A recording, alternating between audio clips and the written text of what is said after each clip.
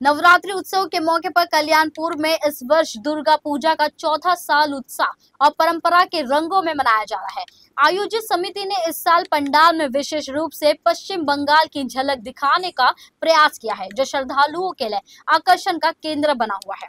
आयोजकों का कहना है कि उनकी कोशिश रही कि पश्चिम बंगाल की संस्कृति और परंपरा को यहाँ के भक्तों तक पहुंचाया जाए।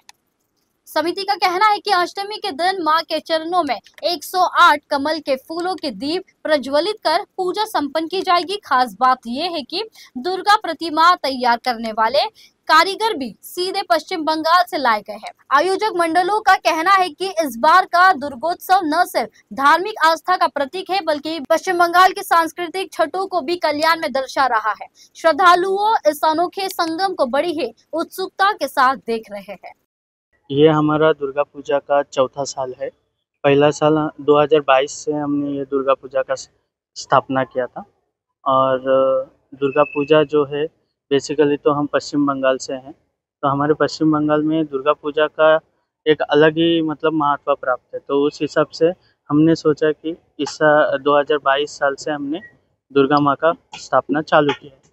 और इस पूजा में लगभग जो भी मूर्तिकार से लेके जो ढाक बोलते हैं हम लोग में, जो ट्रेडिशनल ढाक रहता है, वो सब हमने पश्चिम बंगाल से मंगाया है।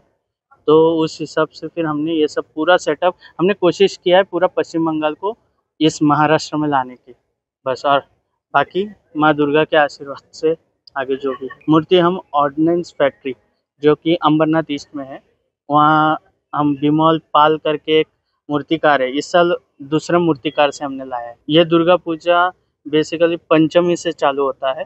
षष्ठी में उसका माता का जो षष्ठी पूजा होता है, और सप्तमी, अष्टमी, नवमी ये माता का दुर्गा पूजा कंप्लीट होता है। आप लोग किस तरह पूजा करते हैं? पूजा हमारा एक्चुअली सप्तमी में जैसा नॉर्मली माँ दुर्गा का स्थापना होता है, कोलाबो बोलते हैं, कोलाबो स्नान करके।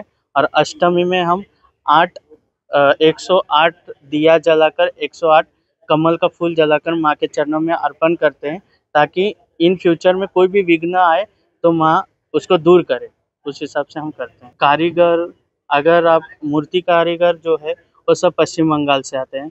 जो ढाक बोलते हैं ट्रेडिशनल ढाक, वो भी पश्चिम बंगाल से आते हैं। मतलब ओवरऑल सब पश्चिम बंगाल के, कोलकाता हो गया, और ब्राह्मण जो पंडित जी है हमारे, वो भी सब कोलकाता से आए।